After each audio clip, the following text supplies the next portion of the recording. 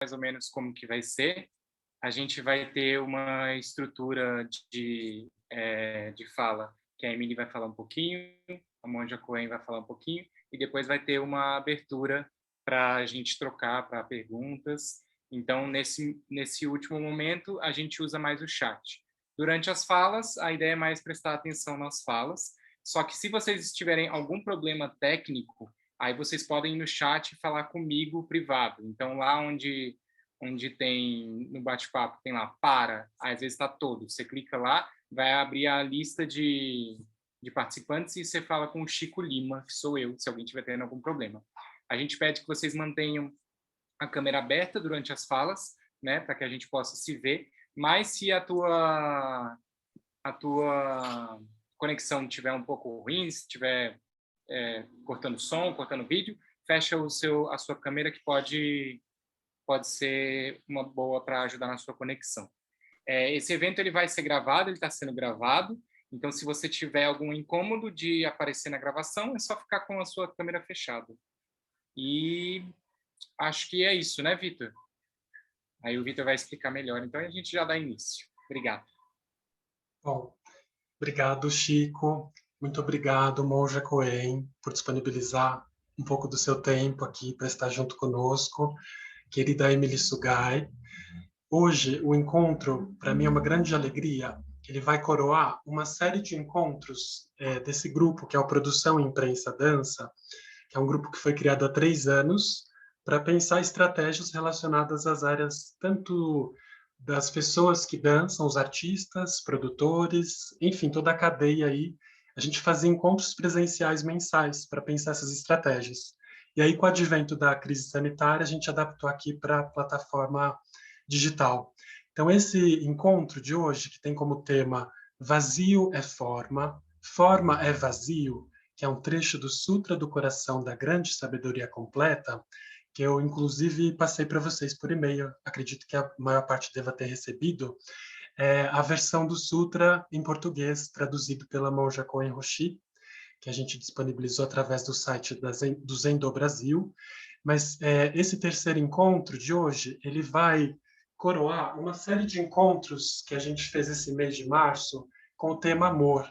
Então, nós já tivemos um primeiro encontro sobre Body Mind Movement, com a Mariana Camarote e o Rodrigo Palma, uma aula prática e teórica. Um segundo encontro com a Nalu Matsubara e o Jonathan Batista, que são instrutores de yoga, do Yoga Pé no Chão. E hoje, para finalizar, esse encontro com a Monja Cohen e com a sua aluna Emily Sugai. Então, uma grande alegria, uma satisfação. Passo a palavra agora para a Monja Cohen. Muito obrigado.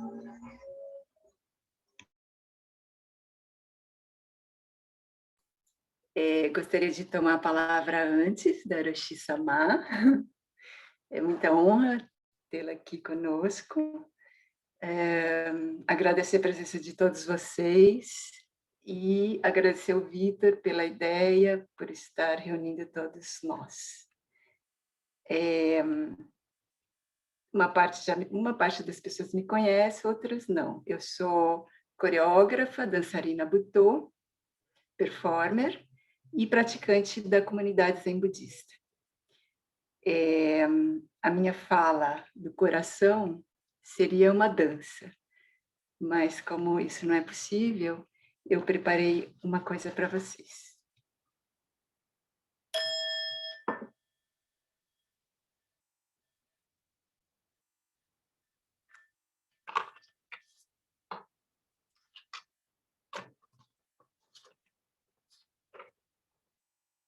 São Paulo, 27 de março de 2021.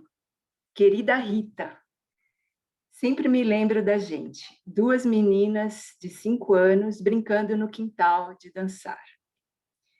Foi nesta brincadeira que encontrei a dança a primeira vez, e com ela, a potência do que isso me causava.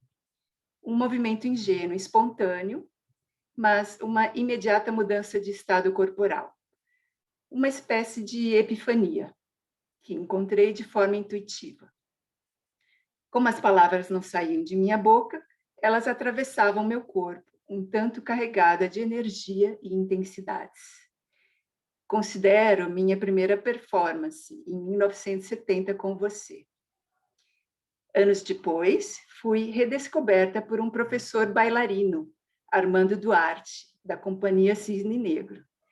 Foi num evento de final de ano, ao dançar sua coreografia de jazz moderno. Já tinha meus 14 anos. Uma transformação completa ocorreu. Não era a garota tímida aquela que dançava. Daí ganhei uma bolsa do próprio Estúdio Cisne Negro para fazer balé clássico no método da Royal Academy. Bem, era uma possibilidade de me tornar profissional na dança. Só que teve um detalhe: o meu corpo não cabia nessa forma, não me sentia realizada. Vou pular vários anos de minha vida em que fiquei procurando perdida. Em 1991, já com 26 anos, tive a sorte de encontrar a minha verdadeira forma de expressão, a dança butô. Na época, não sabia o que era butô. Tinha sido acolhida pelo diretor japonês, Takao Kusuno, com sua esposa e parceira de criação, a nipo-brasileira Felice Ogawa, e junto deles o dançarino criador Denilton Gomes. Era como uma família de artistas que havia me juntado. Eles eram importantes na cena da dança contemporânea. O Takao veio ao Brasil nos anos 70, e com ele trouxe o butô nas criações que fez junto de bailarinos brasileiros. Ele foi muito premiado pelos seus espetáculos. Rita, mergulhei nas criações e experimentações desses mestres, aprendendo a doar o corpo às últimas energias, buscando assim suas transformações. Takao como diretor, e o Denilton era aquele que levava o corpo à poesia e se entregava ao rito. Quando o Denilton faleceu, queríamos homenageá-lo e acabamos criando o espetáculo O Olho do Tamanduá, em 1995, de concepção de Takao e Felícia, e com isso a criação da Companhia Tamanduá de Dança Teatro. Este trabalho foi inspirado nos mitos e ritos do povo Chavante, um espetáculo importante que participou de muitos festivais internacionais. Vou pular agora para o ano de 2001, ano em que Takao faleceu. A Felícia já tinha ido 4 anos antes. Passei a criar sozinha, alguns solos, outros em grupos, convidando artistas que atravessaram meu caminho. A questão da vida e da morte, do renascimento, permeando as criações. A menina, a garota, a mulher, a velha, presentes na minha dança. E os presentes e os ausentes. Na dança butô, como um livro em branco, ainda por ser escrito, buscamos nossas memórias, individuais, somadas às memórias coletivas e ancestrais. E aí me lembro da imagem da folha de papel em branco, dos escritos de um poeta, monge zen budista vietnamita Thich Nhat Hanh, que disse: pergunte ao papel suas histórias. E o papel responde: vá falar com a flor, a nuvem e a árvore, e ouça o que elas têm a dizer. O papel em branco, ao contrário do que se pensa, é justamente cheio de histórias, igual esta carta, Rita, que te escrevo. Minha busca continuou intimamente, e aí entrou o Zen Budismo em 2015. Hoje eu tenho uma mestra, é a monja Koen. Rita, desde que encontrei o Zen Budismo, tenho uma outra compreensão sobre a morte. Quero te contar como cheguei ao Zen Budismo. Um ano antes, em 2014, estava iniciando uma pesquisa criativa em dança, junto com o Lee Taylor. Rita, este você conhece, né? Então, começamos a investigar a vida e a obra da artista plástica Tomi Otaki. O Lee foi o parceiro na direção deste trabalho. Tomi Otaki foi uma pintora japonesa, naturalizada brasileira. Ela veio visitar o irmão no Brasil e, por conta da Segunda Guerra Mundial, ficou impedida de retornar. A Tomi criou suas raízes aqui. Descobri a gestualidade presente nas curvas e linhas orgânicas de suas pinturas, que têm uma relação indireta com o Zen. O espetáculo de dança, que só lançamos em 2021, chamou-se Aka, que em japonês significa vermelho, a cor preferida de Tomi. Ela é muito conhecida por suas grandes obras públicas. Lembra a obra do metrô Consolação? Tomi é uma das grandes artistas que conseguiu tornar visível aquilo que é invisível. Foram inumeráveis obras-primas que ela criou durante sua vida longeva. Tem uma frase da Tomi que gosto muito, que diz: uma superfície branca à sua frente, seja de papel, seja de tecido, sempre olha para você com uma cara de desafio. A K só pode ser concretizado em 2020, o ano desta pandemia. Um impasse e muitos desafios foram enfrentados. Tanto tempo levou, e quando estava prestes para ser lançado, veio esta crise sanitária mundial. O espetáculo foi filmado pelo cineasta Joel Pizzini, e não foi possível apresentar ao vivo. Voltando agora ao Zen Budismo, cheguei lá por conta desta pesquisa criativa, buscando o significado de vazio. Me tornei praticante. Uma felicidade que, em 2015, a convite da monja Koen, pude criar uma performance sobre os 10 desenhos de domar o touro, do mestre zen budista Kakuan Gion Zenji, para o lançamento do livro O Monge e o Touro. Quero te contar como criei essa performance. Nasceu durante as meditações, sentada numa almofada, olhando para uma parede em branco, como uma forma de koan. Koan é uma frase que é dada pela mestra, para você sentar em meditação, praticar e perceber suas infinitas faces. A procura é o encontro. Procure. Dentro e fora está a grande intimidade perdida. Assim fala a monja em seus comentários neste livro. Aqui mais um trecho, no poema Ver as Pegadas do Touro. Mesmo nas profundezas das montanhas mais remotas, e quão distante possa vagar, suas fuças alcançam a imensidão do céu e nada o pode esconder. Rita, quando a gente se encontrar, te dou um exemplar do livro. Hoje, 51 anos depois, e a gente está vivendo um momento grave em nossas vidas. Esta tênue linha da vida-morte que nos assalta a pandemia. Um abraço da Emily.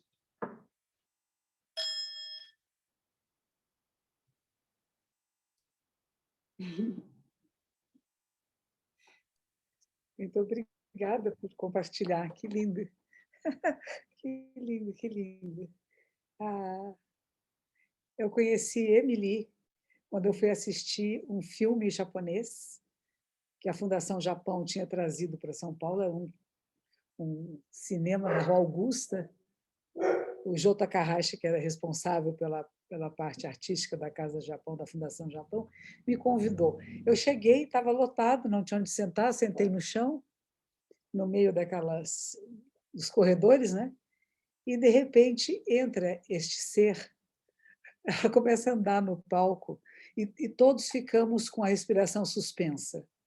Ela atravessou um palco, que é do tamanho de uma tela de cinema, um pouquinho maior, e todos em absoluto silêncio, apenas sentindo os passos dela. Eram passos lentos, aparecia um pouco a perna dela, estava com um kimono longo, e aparecia um pouco as pernas dela, o joelho, e depois outro passo, e todos ficamos em suspensão durante todo o tempo em que ela, nesse palco, ela caminhou de um lado ao outro, trocou de roupa, sem que você visse, você só via ao lado dela as pernas dela e as costas. Ficou nua no palco, trocou de roupa e saiu. E nos deixou assim, ó. Foi a coisa mais bonita que eu já tinha visto. E um dia, eu estou aqui no templo e ela aparece. Eu falei, nossa, o que ela veio fazer aqui? Porque é uma grande artista, ela não é... Quem não conhece, quem nunca viu ainda em performance, é uma coisa extraordinária. A sua presença cria um clima na sala. ela entra e tudo fica diferente. O primeiro passo, o primeiro gesto, ela já nos coloca em outro estado de consciência. Isso eu acho extraordinário. E ela veio aqui para fazer zazen. Eu me senti tão, nossa, como que eu vou ensinar zazen para ela? Não é verdade? Aquele ser que me comoveu tanto, que me levou para outro nível de consciência. E a gente vai lembrando disso, a parede branca. Nós nos sentamos em zazen em frente a uma parede branca. E havia um professor que diz assim, teria que fazer a nossa mente como uma parede branca, mas a nossa mente é essa parede branca, onde tudo está acontecendo e tudo pode acontecer. Ela não é fixa, não há nada fixo nem nada permanente. Quando nós observamos em profundidade, mesmo que eu não olhe para uma parede, nós podemos fazer agora um momentinho de meditação aqui, e nós vamos ter na nossa frente esta parede branca, que é a tela dos nossos computadores. Não precisamos ser tão literais, porque tudo é a parede branca. No momento em que você se coloca para observar em profundidade, nós não vamos ficar olhando para as pessoas e olhando o que tem nas casas, e entre as pessoas e as paredes. Não é isto. Mas é estar presente, com a respiração consciente. Então, eu vou convidar vocês, vamos nos sentar da metade para frente da cadeira, quem está em cadeira, e deixar os pés firmes no chão. E alongamos a coluna vertebral. Se a gente puder não encostar na cadeira, é melhor. Quem precisar encostar é com você. E vamos perceber que estamos sentados nos isquios, os ossos debaixo da bacia. E alongamos a coluna, não é tensão, é alongar, como se a gente fizesse um espaço entre as vértebras. Vai dando espaços entre as vértebras. E a cervical, que é a parte nobre do corpo, também é alongada. Com isso, o queixo fica paralelo ao chão. As orelhas em linha com os ombros e o nariz com o umbigo. Então, temos um alinhamento do nosso corpo. E as mãos nós colocamos no que se chama mudra cósmico. A mão direita embaixo, a esquerda em cima, e os polegares se tocam bem de levezinho. Esse espaço, essa linha que se forma aqui, é uma elipse. E esse é o movimento dos planetas em torno do Sol. E nós abaixamos as mãos de forma que os dedos mínimos toquem o abdômen e as costas das mãos se apoiam nas nossas pernas. E sentimos esse alongamento. Estamos no cosmos e o cosmos está aqui, em nossas mãos. Com que cuidado, com que delicadeza, com que respeito mantemos esta postura. E aí nós vamos trabalhar com respiração. Vamos fazer um pequeno exercício, muito breve, simples. A inspiração é passiva.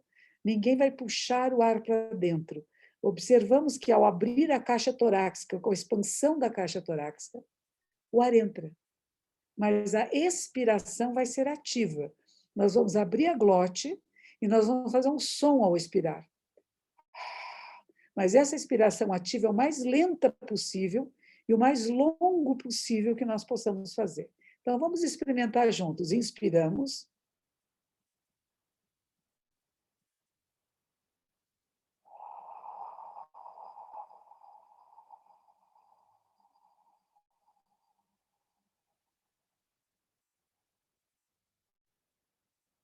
Observe que, ao final da expiração, ocorre uma pequena contração no baixo abdômen. Não é preciso forçar, ela ocorre. Nós vamos fazer só mais uma vez. Inspiramos.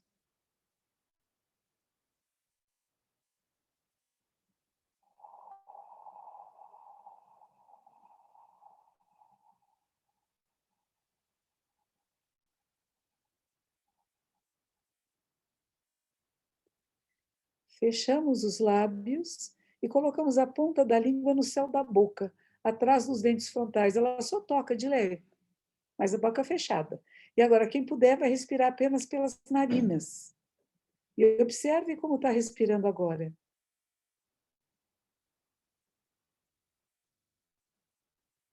A diferença de temperatura do ar que entra e sai.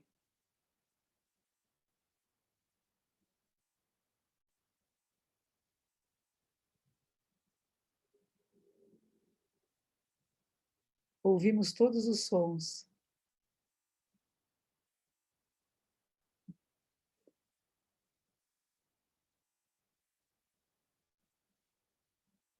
Sentimos na pele a textura das roupas que nos cobrem macias, ásperas.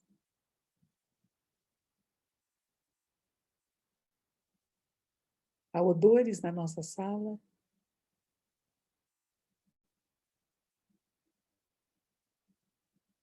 Luz e sombra. Os olhos ficam entreabertos, não precisa cerrá-los.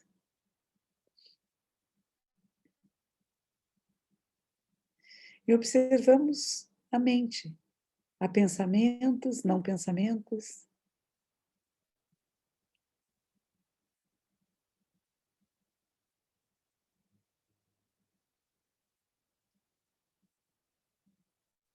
As duas meninas dançando.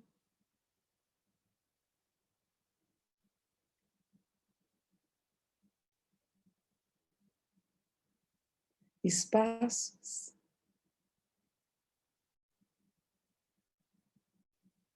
E mantemos a respiração consciente de inspirar e expirar.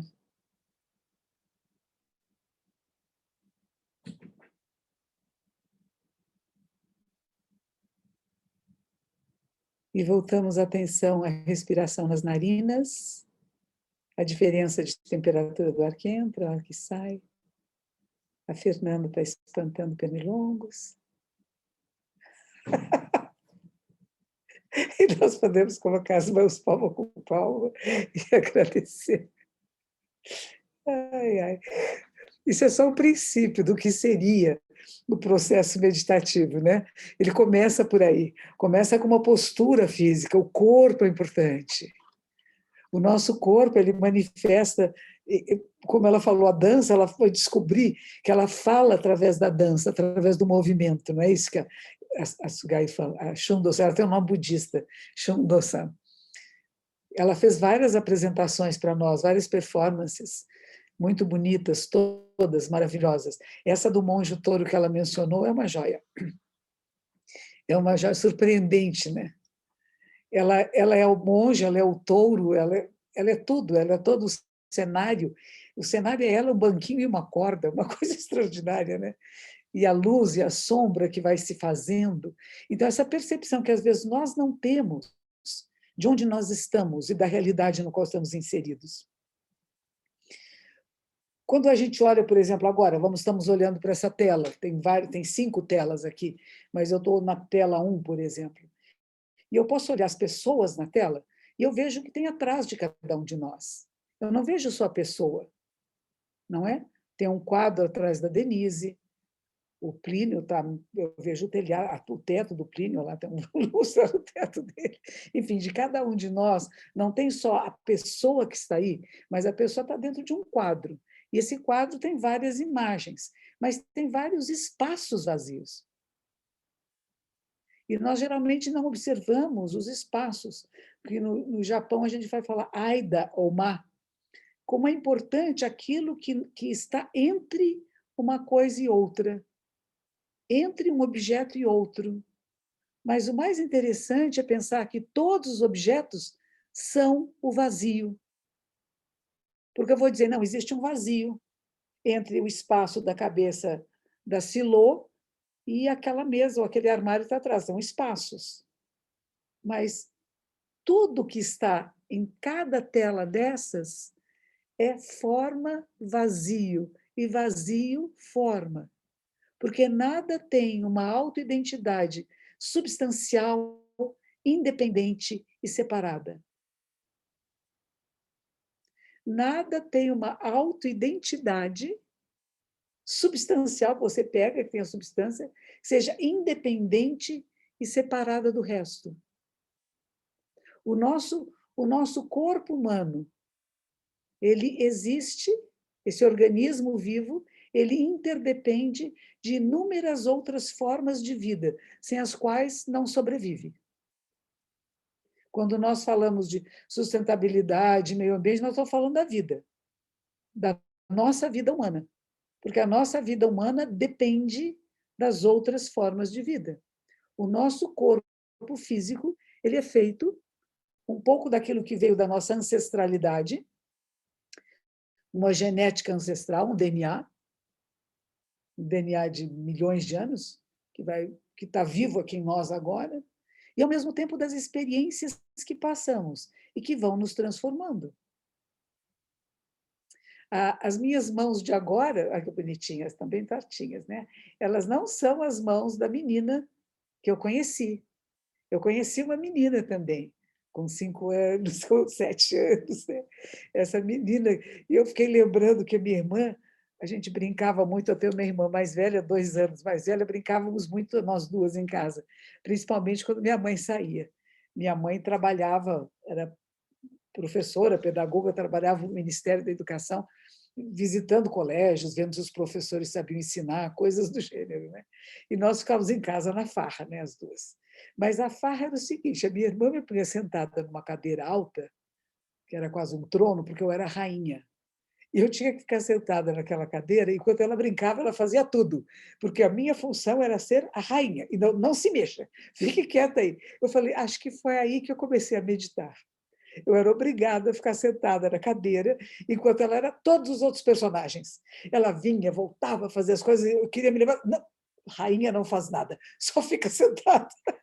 E eu fico pensando, vai ver que foi lá que começou essa minha ideia, que afinal, já que eu tenho que ficar sentada, né, vamos sentar.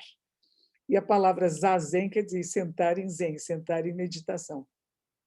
E o sutra, que nós estamos falando sobre ele tem os conceitos principais e fundamentais do que é o budismo, do que é o zen budismo.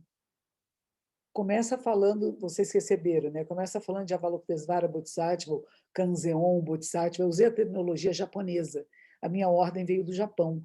Eu aprendi com um professor japonês nos Estados Unidos e fui morar no mosteiro na Califórnia. Eu morava na Califórnia, fui morar no mosteiro em Nagoya, no Japão. E quando eu cheguei lá, eu aprendi a terminologia japonesa, a maneira japonesa de ler o sutra. Seria Kanji, Zaibo, Satsugyojin, Hanya, Harami, Taji, Shokengo, que é belíssimo, tem uma musicalidade. Quando a gente traduz, e como eu quis traduzir muito literalmente, ele perdeu a sua musicalidade, embora a gente tente dar a ele, não é a mesma coisa. Então, ou quando Kanzeon Bodhisattva, Kan significa olhar, observar em profundidade. É observar profundo. Z é mundo e on sons. Observar em profundidade os sons do mundo. Não é ouvir, é observar, é ver, é perceber, é entrar em contato profundo. A mesma história da folha de papel, que o branco que nos conta tudo. Esta folha em branco que ela tem inúmeras histórias, como a nossa mente vazia. A nossa mente não precisamos esvaziá-la, porque ela já é vazia. Não há nada fixo nem nada permanente no nosso processo mental. Nós temos pensamentos, temos memórias, temos sentimentos, reflexões, usamos palavras, imagens, silêncios, dança, música. Uma vez um pianista veio no Zen Center de Los Angeles, lá na Califórnia, onde eu morava, e colocamos um piano na sala de zazen, e ele tocava, ele gostava muito de Brahms. E no final, quando acabou, depois estávamos fazendo meditação, quando acabou a meditação, eu falei para ele, escute, o que acontece na sua mente durante meditação? Disse assim, música. A minha linguagem é a música. Não tem muitas palavras, muitas conversas, não tem muitos diálogos de poesia, vamos dizer assim, né? Porque a minha mente pensa em música. E cada um de nós, quando nós vamos observar em profundidade a nós mesmos, há vários aspectos mentais que não são iguais. Eu não posso dizer que eu penso da mesma maneira que o Rodrigo pensa, que a Viviane, Janina, a Sônia, eu vou ver alguém na outra página. A Maria Cecília Souza, somos Souzas, hein, Maria Cecília? Né? O Luciano. Cada um de nós tem uma maneira única de pensar a realidade, de perceber a realidade. Não é igual e não é fixo, não é, meu bom? A gente acha que é fixo. Eu sou assim. A ideia de achar que eu sou assim é uma fantasia, porque não tem um eu. Agora pegou, né? Não tem um eu fixo e permanente. Nós trabalhamos com uma coisa chamada o não eu. Muitos de vocês dançam, muitos de vocês estão ligados com as artes, com a arte teatral, e você sabe, um ator, uma atriz, ela tem que sair do seu eu, da sua personalidade, de como ela pensa que ela é, né? Do personagem que criou para ela no mundo, para poder mergulhar no personagem que vai representar. Se ela não é capaz de mergulhar nesse personagem, cada vez que ela aparece, fala assim, é aquela atriz, nossa, coitada, né? Não conseguiu ser uma boa atriz, né? Porque só vemos o personagem ela aparecendo no palco. Então, essa personagem, ela, que a sua formação, vamos dizer, aquilo que ela escolheu para dizer eu sou isto, eu sou aquilo, ela tem que sumir para o personagem que ela está representando aparecer. Agora, veja se nós não somos assim na nossa vida. E nós não vamos criando personagens para nós. E queremos autenticar os personagens que nós criamos. E se pudermos repetir situações, às vezes até nefastas, para comprovar que eu sou este personagem que eu criei e assim é que eu sou, eu vou refazer isso tantas vezes quanto possível para fortalecer uma ideia que não é a realidade de mim mesma. E o que a gente procura através do zazen, dessa janela, dessa página em branco da qual nós vamos olhar para ela? É reconhecer quem somos. A trajetória da nossa vida começa por aí. Geralmente começa pela trajetória da vida. Nossa, eu estou olhando para uma parede, de repente, às vezes, a gente até projeta coisas na parede. Imagens. Chama-se Maioi, alucinações visuais. A gente pode ter isto. Não tem nada errado. Não é nem bonito nem feio. Pode acontecer, como pode nunca acontecer. E nós vamos procurando entender o que é isso. A minha mente está falando comigo, mas está falando o quê? Eu não entendo o que ela está dizendo. E muitas vezes as pessoas travam. Elas chegam até um determinado ponto e travam. Havia um monge japonês que foi para os Estados Unidos na década de 30. Sokei An era o nome dele. E uma vez pediram a ele que fizesse uma palestra pública explicando o que era o Zen. E ele disse o seguinte, havia uma pessoa que queria chegar ao fim do mundo. Então ela caminhou, caminhou, caminhou, subiu, desceu montanhas, passou por lagos, por inúmeros lugares, até que ela chegou numa plataforma onde estava cheio de pessoas. E disseram para essa pessoa, aqui é o fim do mundo. Ou seja, até ali chega tudo que é conhecido. Tudo que a nossa mente pode elaborar logicamente. Ali era o fim da capacidade lógica, de diálogo, de encontro, de conversa. E ele disse assim que ele deu mais alguns passos e havia um abismo, o nada. E aí é onde o praticante Zen, se joga. Onde não tenho mais capacidade lógica de compreender, não tem mais diálogo, não tem mais conversas, não tem mais palavras. É o nada tudo. Mas o que as pessoas não entendem é que a plataforma cheia de gente é o vazio. Que desde o começo tudo já era o vazio, porque não há nada fixo nem nada permanente. Assim como minha mão, eu posso ver nas minhas mãos a transformação da idade do tempo, eu posso ver em qualquer lugar. Se eu olhar para um tatame, eu vejo a plantação de arroz, eu vejo o sapo, eu vejo a cobra, eu vejo a senhorinha, que antigamente era assim, né? Agachada, plantando cada molinho de arroz. E eu vejo a palha, e vejo o momento da colheita, e como a palha foi separada e foi trançada, e virou um tatame. Está tudo ali, está tudo à nossa frente. Ele é um tatame agora, mas ele é a plantação de arroz. E o que vai ser daqui a algum tempo? Daqui a 1000 anos. Então, não há nada fixo nem nada permanente. Não só o meu corpo, o nosso corpo, que é mais fácil de ver, né? Mas tudo à nossa volta. Há um tempo atrás, Acho que no ano passado, essa pandemia tem sido muito interessante, né? A gente faz coisas, eu não costumo cozinhar aqui no templo, eu viajava muito, fazia muita palestra fora, rapidamente, às vezes comia fora também, de repente eu gosto muito de chuchu, e eu tinha comprado o chuchu e eu esqueci o chuchu no altar, aí fui lá pegar o chuchu no altar e fui abrir o chuchu, e na hora que eu cortei o chuchu, dentro do chuchu tinha um outro chuchu branquinho. Nossa, que coisa mais trágica! O chuchu era uma chuchuza, né? Estava grávida, tinha um chuchu dentro do chuchu. Eu nunca tinha visto isso antes. Pessoas que cozinham, que mexem com alimentos, estão acostumadas, mas eu nunca tinha visto. Ele era verdinho e dentro ele já estava abrindo assim e tinha um branquinho lá de dentro saindo. Eu me sentia assim tão mal, eu tirei esse branquinho lá de dentro, levei no jardim, enterrei para ver se ele sobreviveria, não sobreviveu. O fetinho morreu e eu ainda comi o resto da mãe, cortei em pedacinhos, cozinhei e comi o chuchu.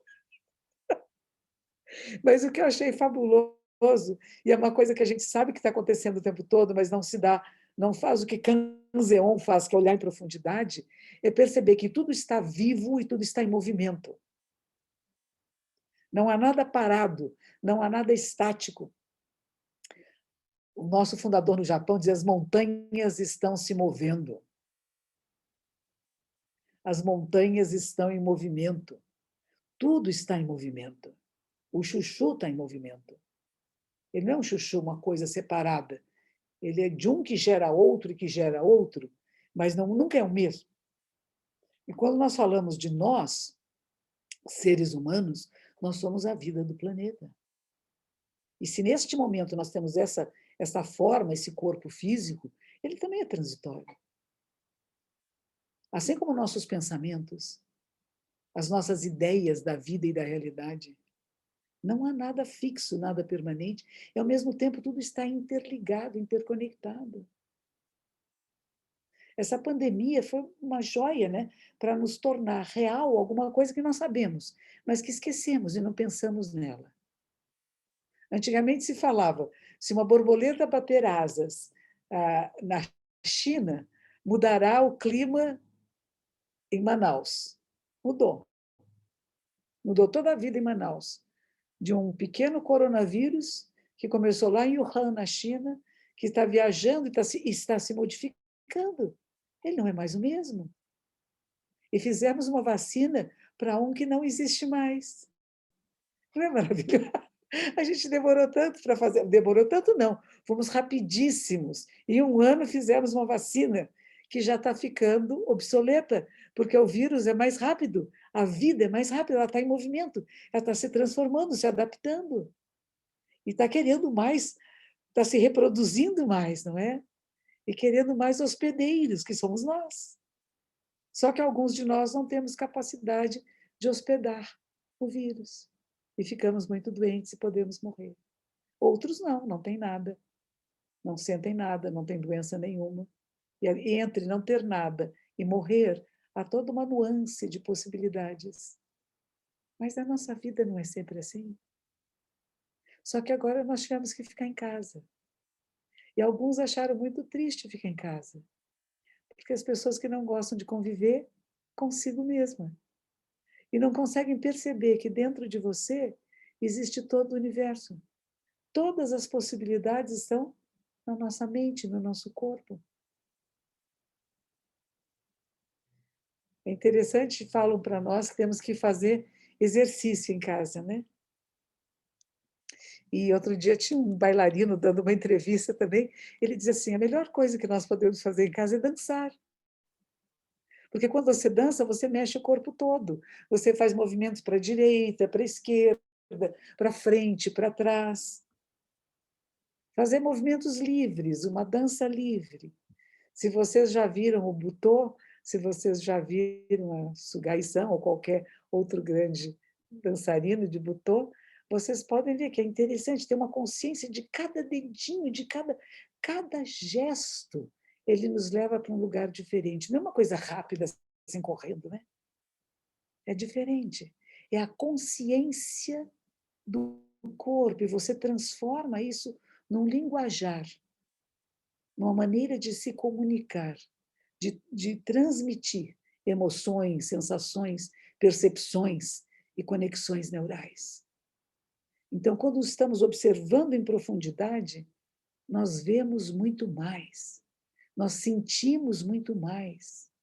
E quando nós diminuímos o nosso espaço de acesso, quer dizer, estamos num quarto, numa sala, numa casa, há mais possibilidades e não menos.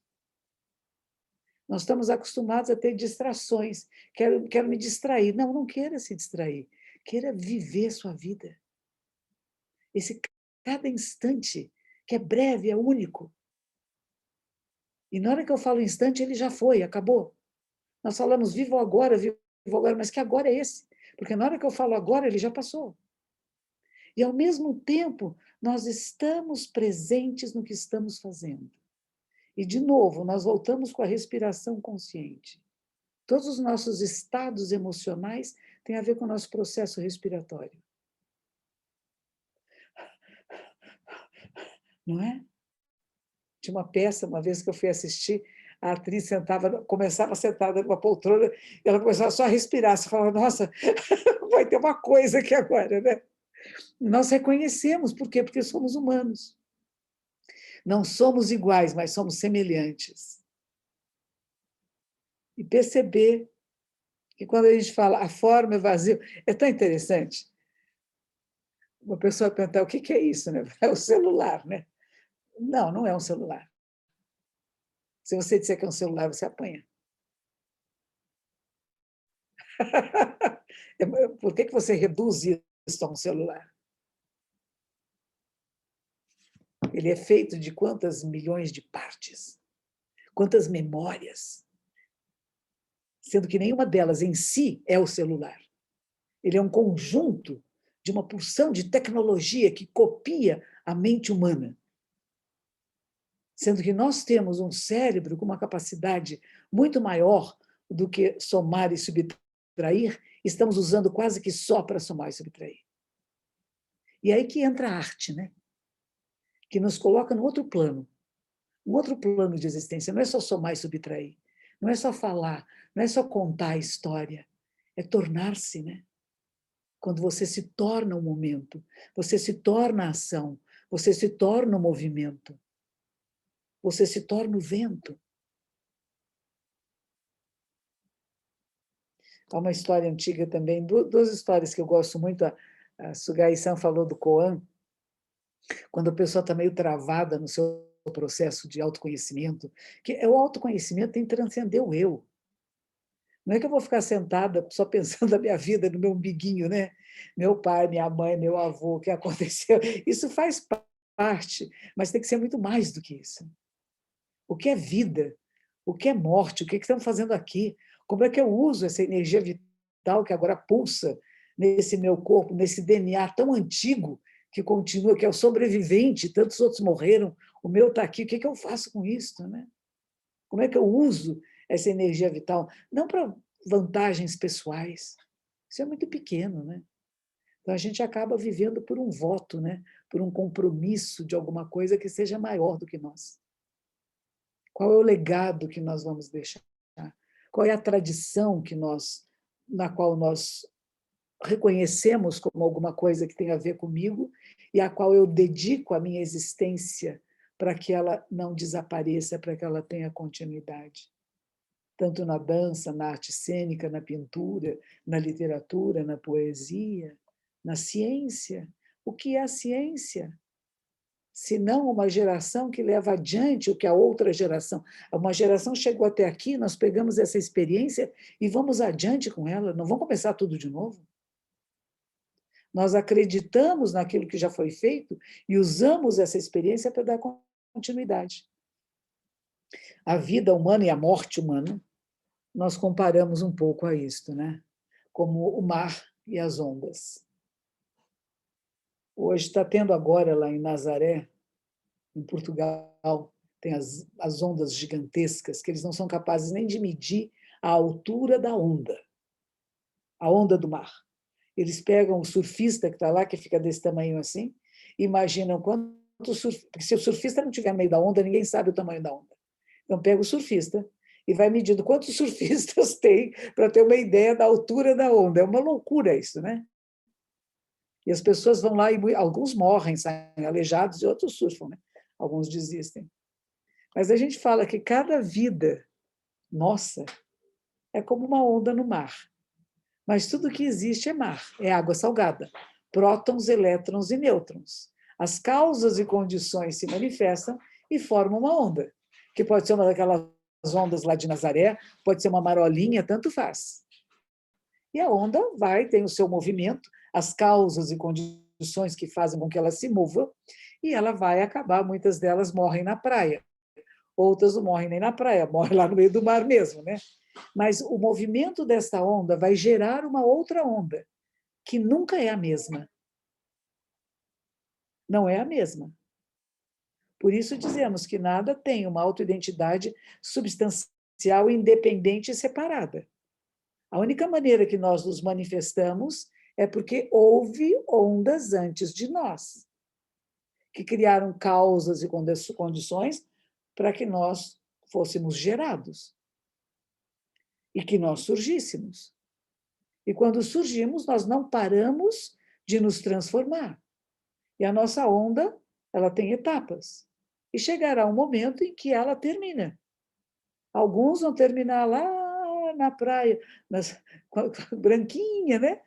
Com a espuma branquinha, os cabelinhos vão ficar branquinhos, né? Vai lá na praia, bem uma espuminha que fica, né? Mas mesmo essa espuminha, ela volta.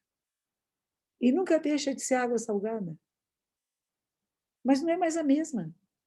Porque não há dois instantes iguais. Não há dois momentos iguais na vida. Mesmo que a gente decore uma fala, na hora que a gente vai falar essa fala, cada vez que nós falamos é diferente, porque o momento é diferente, porque nós estamos diferentes, porque quem nos ouve são outras pessoas. Como os movimentos da dança. Claro que nós ensaiamos e preparamos, mas na hora que está fazendo, acontece alguma coisa, ou não acontece. Quando acontece, nós dizemos que é o sagrado manifesto. Porque aí não há separação entre você e o que você está fazendo. E flui de uma maneira tão mágica que você fala, nossa, que bonito. E tem horas que não dá. Tem horas que eu fico tão consciente de mim, eu estou fazendo que eu perco a mágica da vida. Então, esse nosso eu, que é o que nos leva à procura, que nos leva a estados superiores de consciência, é o mesmo que nos atrapalha. Quando ele se manifesta e fica, eu acho, eu quero, eu penso, eu gosto, eu não gosto. Eu tenho um amigo que é um professor de yoga, Marcos Rojo, e eu gosto muito dele, ele levou o yoga para... Alguns professores não gostaram para a educação física na USP, eu achei isso tão bom. Faz parte da aula de educação física e yoga, gostei tanto. Mas, enfim, ele contava uma história de um corredor, um maratonista, grande maratonista, treinou bastante, fez todas as preparações, as dietas que podia, e foi lá e entrou, foi o primeiro que entrou no estádio, ganhou. Mas ele disse assim, o que foi mais interessante é que teve um momento na corrida que eu não estava mais lá, não tinha mais um eu. Era só a corrida que existia. Era só a respiração e os passos. Isso era tão intenso e tão agradável que eu quis repetir no ano seguinte. Só que no ano seguinte ele não ensaiou tanto. Ele não treinou tanto, porque afinal ele já era o campeão, né? Então ele treinou um pouco menos. Mas o que ele queria, ele falou, eu não estava interessado em ganhar a corrida. Eu queria sentir aquilo que eu senti, que era o não eu, que foi a melhor sensação que eu já tive na minha vida.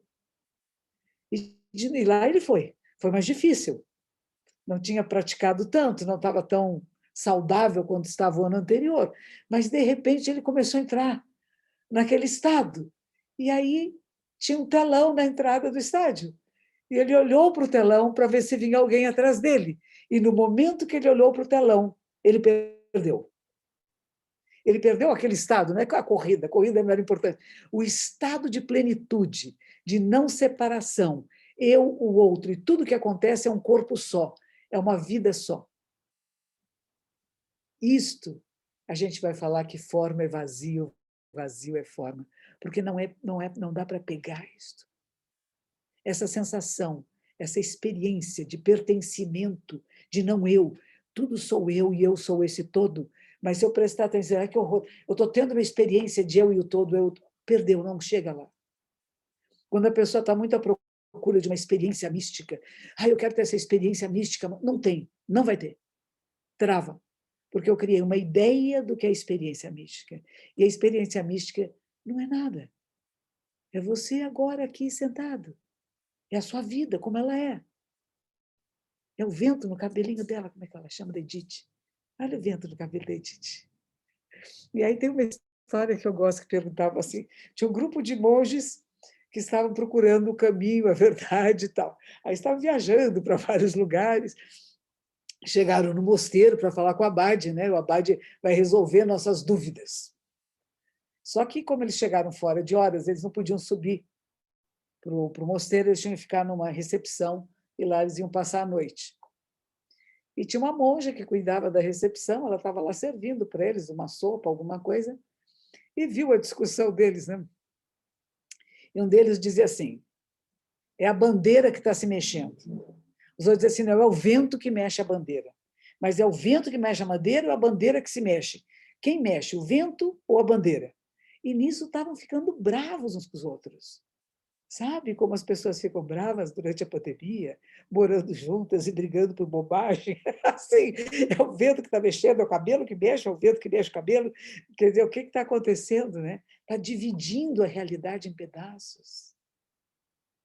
É positivo, é negativo, esse cara é bom, aquele é ruim, deve, não deve, faço, não faço, direita, esquerda, essas divisões todas que perturbam a mente. Né? E aí a monja virou para ele e disse, isso é burro. Ela vira e diz assim, não é nem o vento, nem a bandeira que se mexe, é sua mente que está se mexendo. Mais tarde, um outro mestre vai dizer, sim, é a mente que está se mexendo, mas até a própria mente, ela é vazia, ela não é fixa, ela não controla o vento nem a bandeira, mas ela pode apenas observar. E há um momento em que deixa de ser para tornar-se. Então, nós trabalhamos no Zen com esse olhar. Como na dança, que de repente você se torna um movimento. Você não está, eu fazendo o movimento, não chegou lá ainda. Eu tocando um instrumento, ainda não estou lá, porque tenho eu, o instrumento e a música. Mas quando isso é rompido, quando há essa comunhão, de repente existe arte. Por isso que eu gosto muito de contar do episódio da primeira vez que eu vi Emily num cinema, na Rua Augusta. A Fundação Japão tinha convidado um filme muito incrível, era um filme muito bonito, de um samurai. E, de repente, antes do filme, tinha ela. E quando ela entrou, ela nos colocou noutra dimensão. Porque ela estava noutra dimensão.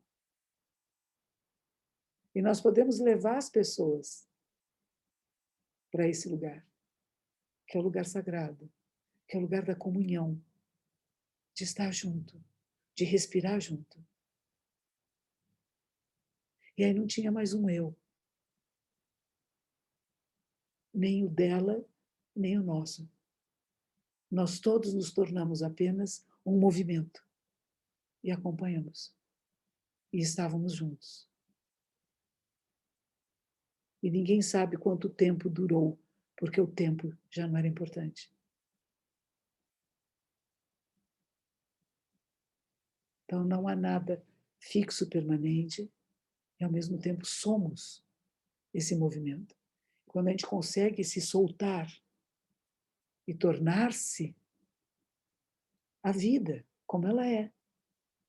Em casa, pessoas com quem convivemos, as pessoas têm dito para mim, mamãe, já está muito difícil a hiperconvivência. Eu convivia muito pouco, sei lá, com meus pais, filhos, sei lá com quem, né? E agora a gente ficou o tempo todo junto, está insuportável. Por que está insuportável? Você queria que essa pessoa fosse diferente do que ela é? Ela é o que é. E assim como é, tá bom. Agora não precisa ficar grudado o dia inteiro, né? Fazer tudo. Nós precisamos de espaços também para a nossa privacidade, que é importante. E não é só trancar no banheiro. Tem gente que vai ficar sozinha, tem que se trancar no banheiro. Não, a gente tem que respeitar uns aos outros, né? Dar espaços para nós. Muito bem, Sugaissa. Sama, muito obrigada. Não tenho o que dizer assim, né, na sequência, porque eu acho que está tudo aqui, né, tudo sendo dito. E eu tinha preparado falas, mas eu acho que, né, tudo que eu quis falar eu preparei já falei para vocês. Eu acho que foi muito especial, né, a sua presença é muito especial. E também você falou muitas coisas sobre a dança e que me remeteram também esse momento de atravessar o palco, né? Simplesmente caminhar, né? É um treino que era um treino, né, de ano passado que eu vinha fazendo há muito tempo, de uma caminhada que chamava Suriashi, né? Que é deslizar, os pés deslizando, né? Isso eu treinei muito, né? E até que hoje em dia eu já não sei mais o que é isso, porque isso se transformou em tantas outras coisas.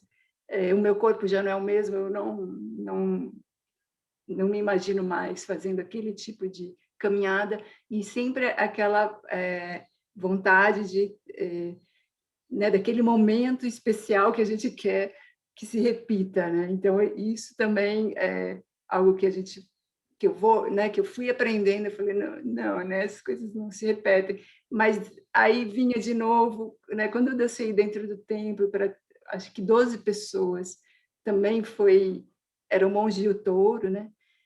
E eu não sei o que aconteceu, eu só sei que eu estava assim feliz. A hora que terminou era uma coisa que transbordava, sabe assim? Mas eu não sabia nem o que tinha acontecido, assim. Então,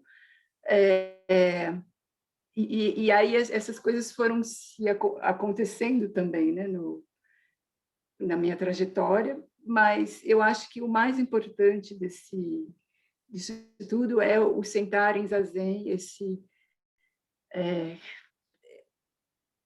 atravessar essa conversa mental, né, de pensamentos, como você vai aprofundando esse estado, né?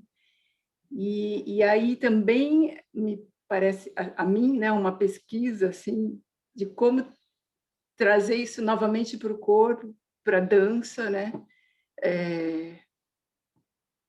Que também eu acho que um dos motivos de eu ter chegado ao Zen Budismo foi eu perdi a concentração. Era uma coisa muito louca, assim. De repente eu não conseguia mais, não sei, uma coisa aconteceu. E aí com a prática eu fui vendo um outro caminho, né, de entrar novamente nesse silêncio, né, que é tão importante assim nessa dança, né, que é quando você se prepara com muito antes de entrar em cena, em casa, ao acordar, o silêncio. Isso tão muito próximo com as liturgias, com ir ao templo, né, como você se prepara para ir à prática, né, quando a gente fazia isso, né. E aí é a prática diária. Quando você pratica muito, você faz isso mais vezes, né?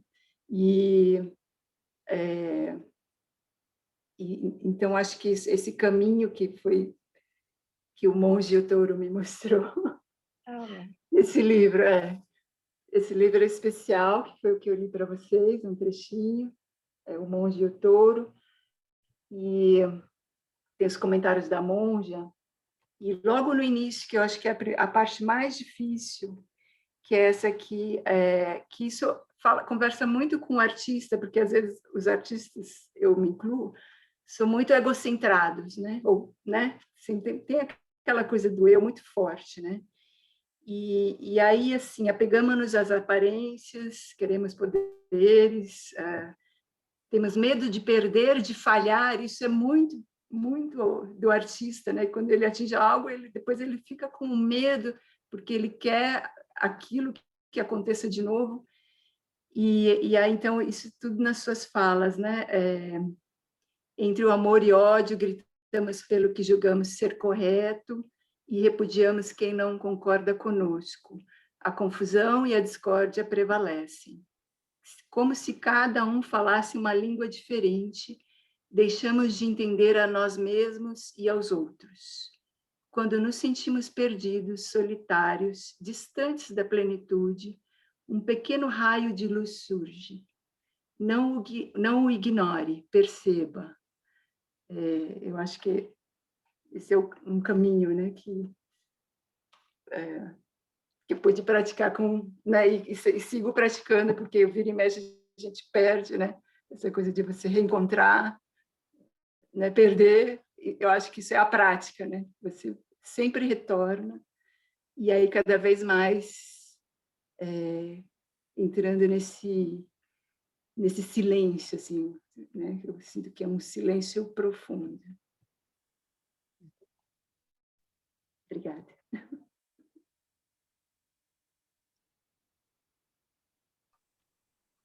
Vitor, você quer falar alguma coisa? Ou... Acho que eu gostaria de falar um pouquinho, sim. Vocês me ouvem bem? Sim. Só agradecer mais uma vez pela essa linda tarde, né? Eu sei que o tempo da monja talvez já esteja estourando, porque a equipe dela tinha nos dito que ela poderia ficar só até às 17. Então, monja, qualquer coisa, tá bom? Fica super à vontade. Só queria falar brevemente da alegria que é poder estar aqui com vocês, ver os rostinhos, alguns conhecidos, outros não, mas todos nós, né, nessa egrégora, dizer do contentamento que eu tive também na minha vida 5 anos atrás, de ter conhecido o templo, o Zendô, ter conhecido pessoalmente a monja, e eu conheci a Emily lá no templo. Depois eu fui linkando as coisas, né, do porquê desse desejo da gente se reunir nessa tarde, né, também. Eu conheci a Emily numa palestra da monja Zenchu, e ela falava exatamente isso, da experiência de ter visto a Emily dançar, e acho que hoje a gente conseguiu falar um pouquinho dessa relação, talvez, entre o Zen budismo, como na arte da Emily isso se apresenta, isso se dá, né? E eu não sei, se, monja, a gente teria tempo para talvez algumas perguntinhas das pessoas presentes. Como é que a senhora está de tempo? Podemos? 3? Então tá. Então, gente, quem tiver perguntas, esse é o momento. Eu acho que seria mais bacana se a pessoa pudesse falar aqui na câmera, mas se você ficar tímido, pode escrever no chat também e a gente lê aqui. Alguém?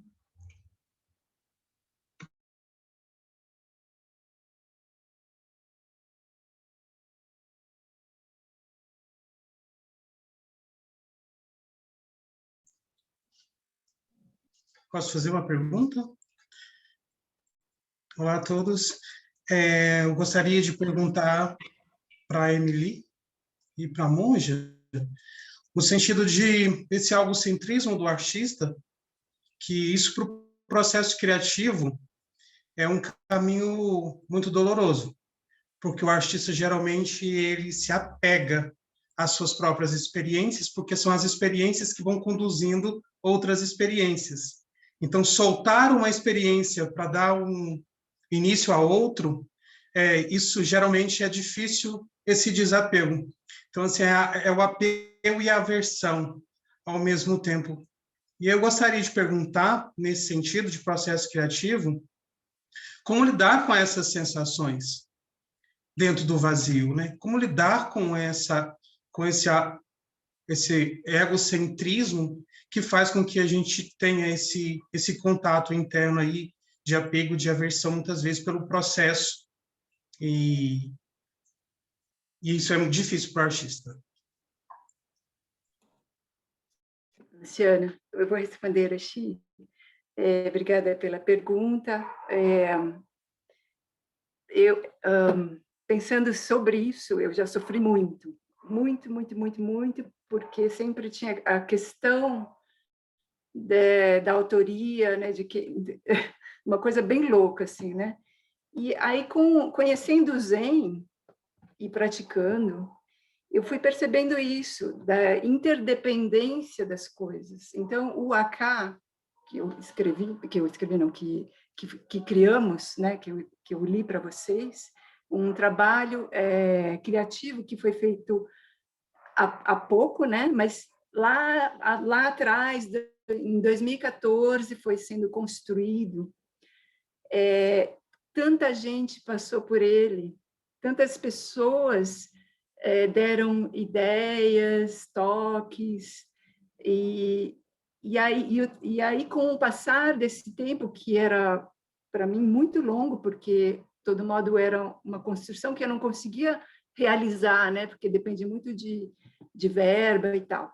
E eu fui amadurecendo, foi muito interessante e muito gratificante, porque na pandemia, em 2020, era o momento que a gente ia lançar o projeto, né? Era a oportunidade de... E aí veio a pandemia, paralisou tudo, e aí eu fui entendendo a relação entre as pessoas, né? O envolvimento de toda a equipe, que cada um era muito importante, né? Para a realização daquilo que ia ser mostrado. Então, essa é a prática, eu sinto, né? De você estar o tempo inteiro percebendo, né? Que a dança, ela acontece porque tem o envolvimento de tudo ao mesmo tempo, né? Não só a parte técnica, né? Inclusive, né? A parte técnica, que é a relação, né? De técnicos, do operador, da iluminação, do criador, são muitas pessoas envolvidas para que aquilo aconteça. Então, aquilo passa por você, né? Fora que, né, existe um treinamento corporal, né, a criação também se dá pelo corpo, mas tudo aquilo ao mesmo tempo. Então, você ter essa consciência te tira, sabe? Você fica leve, e aí acontece o trabalho de uma forma generosa e madura, né, também. Obrigada. Eu queria dizer uma coisa. Acho muito interessante o que você falou, sem apego e sem aversão, o caminho é livre, né? A dificuldade é sem o apego e sem aversão. E é interessante pensar que nós apegamos, mas soltamos. Porque se eu não soltar, eu fico limitada. Então, a minha produção, eu tive a bênção de ter sido jornalista, de ser repórter, e a tal história, às vezes ficava um mês para fazer uma matéria e no dia seguinte você via embrulhando carne no açougue, aquele texto que você sofreu, as entrevistas que fiz. Então, aquilo foi uma oportunidade na minha vida de aprender a abrir mão. Porque nós produzimos e não é mais nosso, é do mundo, né? Mas se você não entrega isso para o mundo, você não pode fazer a coisa seguinte, porque você vai ficar limitado por aquele instante. Como a Emily falou, eu não posso mais fazer aquele deslizamento que eu fiz no palco, aquilo era de uma época da minha vida, do meu corpo, daquele instante, que não vai se repetir. E quando a gente percebe que nada jamais se repete e que todas as experiências do passado e todas as nossas obras do passado nos colocam no agora. E esse agora é o resultado de tudo, já é a soma de tudo isso. Então, você não perde nada. Quando você abre a mão, você não perde nada. Tchau. Queria compartilhar só, tem um vídeo aqui, um vídeo de 1 minutinho do ACA, do trabalho da Emily. Vou mostrar aqui então para a gente poder ver isso também. Vejam se todos estão vendo aí.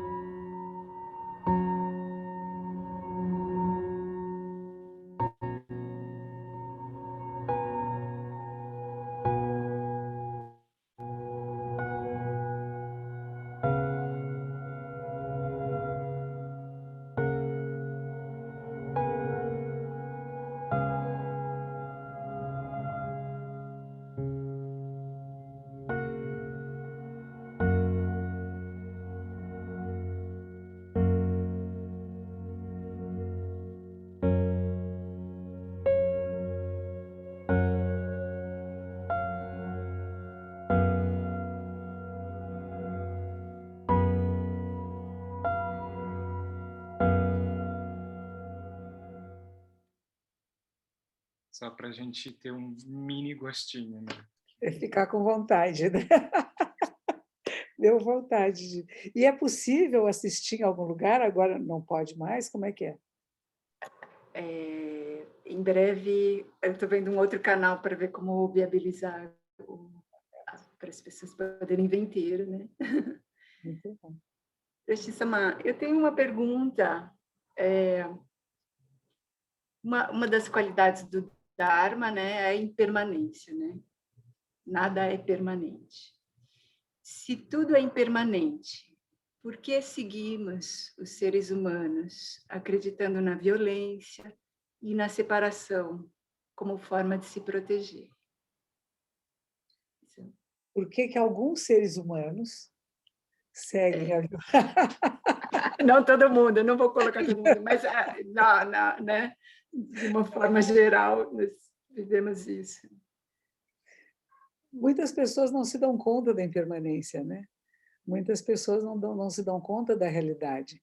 É o que eu digo, criam personagens e situações como se fosse tudo eterno, ou querer que seja eterno, e querer que a minha maneira de ser seja mais importante.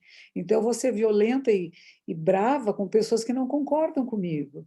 Como que estão pensando diferente de mim? Nós temos isso agora, tem acontecido muito no mundo todo, e já aconteceu várias vezes, de censura, por exemplo. O que são os projetos de censura à arte, às manifestações artísticas? É uma falta de conhecimento e de percepção do que realmente está acontecendo, que contraria a sua maneira de ser e de pensar e que eu não consigo alcançar. E se eu não consigo alcançar, eu quero destruir. Mas isso faz parte de um projeto que eu acredito que, se a humanidade, se cada um de nós despertar, nós vamos ter uma vida diferente. E despertar, esse Buda quer dizer aquele que desperta, aquele que vê a realidade com os olhos maiores, não de uns valores que eu tenho que afirmar esses valores, e se não for assim, eu vou destruir quem não tiver. Nós temos violência em nós, sem dúvida alguma temos. A nossa sobrevivência como espécie esteve aqui porque nós fomos violentos com outras espécies, com a natureza. Só que nós estamos chegando em outra plataforma, nós começamos a perceber, e o grande número de pessoas percebeu. Eu acho que isso começou quando os astronautas saíram, que a gente pôde ver a Terra como uma coisa só. Embora tenham alguns ditos que é mentira, né? Que os negacionistas são tão maravilhosos, né? Você vê a mente humana, vai dizer que a Terra não é redonda coisa nenhuma, que ela é plana, e que tudo aquilo foi montagem, que nenhuma nave espacial chegou na Lua, que a fotografia da Terra é mentirosa. Quer dizer, até isso nós criamos, né? A mente humana. Mas isso é o quê? É poder. E as pessoas acham que, se elas tiverem poder, elas têm alguma coisa. E geralmente são as pessoas mais frágeis. Por isso que é importante, que o Dalai Lama insiste em tanto, da gente sentir compaixão pela pessoa que não tem capacidade de afeto, de percepção, que acha que a violência é a solução, que a briga, que é o confronto. Porque geralmente são as pessoas mais frágeis emocionalmente, que não tem um ego bem estruturado. A gente falou de ego aqui agora, que o ator, a atriz, o artista, a pessoa, o criador, a quem cria, né? Tem o ego, eu que criei. Isso é importante, porque quem não tiver um ego estruturado não cria coisa nenhuma. Um ego completamente desestruturado não chega a lugar nenhum. Eu lembro sempre da história do, acho que foi Leonardo Michelangelo, né? Que fez o Moisés, né? E que no final ele pega o cinzel e bate no joelho, mas porque não parla, né? Por que não fala? Quer dizer, é tão perfeito, né? Ele reconhece a perfeição da sua obra. Nós temos que reconhecer a perfeição da nossa obra. Não é dizer eu não reconheço porque não fui eu que fiz. Não, nós fizemos todos juntos. Esse trabalho da Emily Sugai, Emily Sugai com Lee Taylor, mas é dela o projeto, né? Então ela tem que reconhecer, eu fiz uma obra boa, que gostou, que prazer vê-la de novo. Eu assisto, ela mesma pode assistir e dizer, nossa, isso foi bem feito. E não quer dizer que é o ego dela que está... como eu sou egóica, eu sou mais que os outros. Não, não sou mais que os outros. Mas teve um momento em que isso surgiu e ficou belíssimo, e ficou artístico, ficou maravilhoso, e emociona. Então, nós temos que reconhecer o que nós fazemos. Mas ela não vai ficar dançando aca até os 80 anos de idade. Ela vai ter isso no seu portfólio, na sua vida, na sua memória e no seu corpo como um momento extraordinário que levou anos para se manifestar e que virou uma obra de arte. Ela não vai jogar fora, ela não vai descartar e dizer, não, é meu ego, vou jogar fora porque... Não, eu vou perceber que esse eu e essa obra de arte é feita de todas essas pessoas e de todas as experiências, desde a menininha de 5 anos dançando no quintal, que está presente. E isso na nossa vida, né? É. Muito bem. Eu acho que eu vou ter que sair, porque já são 17h21. Que coisa boa estar com vocês. Ver todos vocês. Eu fico mudando de página aqui para olhar a carinha de todo mundo, que está na página 2, né? Maria Cecília está lá na pontinha. Giovana, Rádio, Nagaô. Viviane, muito bem. A Thalita está no escuro, a gente vê a sombra dela. Elaine, a Bárbara, a Andréa, Renata. A Renata está descabelada. A Regina... Eu faço comentários. A Marta está com o pensador de Rodin, vamos pensar. A Juliana, a Lu Colucci, Joinha, a Clara é clarinha, olha que bonitinha, como ela é clarinha. O Roberto Melosofo, ele é nosso professor. Nas sextas-feiras à noite tem grupos de leituras. Ele trabalhou sempre em teatro, a vida toda dele, ele é arquiteto, mas trabalhou muito com teatro, do Vento Forte. E a esposa dele é uma atriz. E ele colocou a esposa dele lendo os textos clássicos. É uma joia. Sextas-feiras à noite, quem pode, é só para membros do templo, mas é uma joia.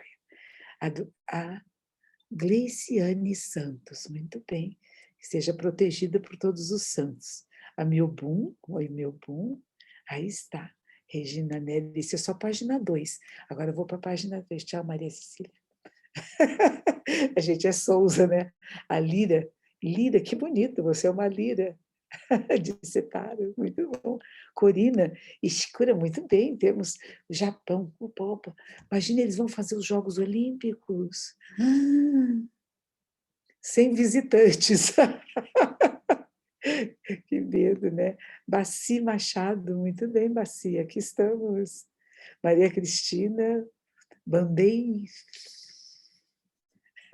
Carla Lima tem uma foto. Aí tem um monte de gente que às vezes eles não abrem, porque não pega direito muitas vezes, né?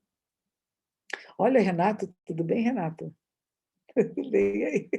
Que bom, que bom. Vamos ver. Aqui nessas outras páginas só estão com fotos fixas, porque acho que eles não conseguiram, às vezes não conseguem abrir, né? Mas só isso, queria agradecer a cada uma de vocês que esteve aqui conosco. Olha o João, tá bem, João Couto? Você estava escondidinho também. Marta César, estamos todos aqui, Juliana, estamos juntos. E eu acho que foi uma bênção que tivessem me convidado para poder ter essa tarde, para mim, muito agradável, muito, muito agradável, da gente lembrar. Porque quando nós falamos para os outros, nós falamos para nós. E nós ouvimos de novo. Aquilo que a gente já sabe, mas que é tão fácil de esquecer, né? Tão fácil de perder. E aí a gente recupera de novo. E aí, na hora que você recupera, daqui a pouco vai embora outra vez, mas volta de novo. Então, não ter medo de abrir as mãos. Havia um grande monge no Japão que ele dizia isso. Quando nós abrimos as mãos, nelas cabem todo o universo. Quando eu seguro uma só coisa, eu me limito. Mas há momentos que nós temos que segurar essa coisa. Temos que ter o processo criativo, temos que trabalhar nisso, temos que desenvolver e tem que apresentar isso ao mundo. E, de repente, não é mais seu, é do mundo. Parabéns a todos vocês. Obrigada, Shando-san. Obrigada, Arashi. Obrigada a vocês, Vitor, Obrigada a todos. Monja, muito obrigado, Monja, pela tarde maravilhosa. Você e a Emily nos proporcionaram, junto com todos nós. Dizer que uma das coreografias mais lindas que eu já vi na vida foi a senhora proferindo o Sutra do Coração da Grande Sabedoria. Em vários momentos dessa pandemia, quando eu fico desanimado, eu lembro da senhora. Quando Kanzeon Bodhisattva... E aí o coração se sente vivo, alegre. Quem tiver oportunidade, quem não for da comunidade Zendô e queira conhecer, e dizer que a gente vai compartilhar com vocês via e-mail alguns links do trabalho da Emily, o site da Monja, do templo, para a gente se manter minimamente em contato. Fiquem bem todos. Muito obrigado. É isso aí. Tá forte, né? Tchau, tchau. Cadê? Aqui, achei. Tchau, tchau. Professora, como que ela chama do livro Má, Emily, que está aqui escondidinha? Uma alegria. Michiko Okano está aqui entre nós. Okano. Do livro Tem Má. muita Muito gente. obrigado pela Muitos presença. artistas, pesquisadores. Sônia Érica. Mota, Letícia Sequito, Silozinha, Edith, Alex, todos vocês, muito obrigado, Elaine. Seguimos em contato, gente. Tchau, tchau. Tchau. Tchau, gente. Quanto amor, quanto amor. Que assim seja. Obrigado, Elaine. Tchau, tchau. Marcela. Obrigado, Chico, querido, Muito pelas obrigada, trocas. Beijão. Silô, querida, beijo para você. Belozinha. Ai, gente, estou Beijão. emocionada. Vou sair. Tchau, gente. Tchau, beijo. Obrigado, Emily, Tchau, tchau. querida. Até. Obrigada, Emily. Foi lindo. Obrigada, Vitor. Beijo, Beijo. Emily, para você. Obrigado. Oh, Jajão, lindo. Obrigado. Obrigado, Vitor. Obrigado, Beijo, Jajão. Um beijo. Consigo sair? Mentira. Sempre clico e não saio. Não quer, ele não quer me deixar.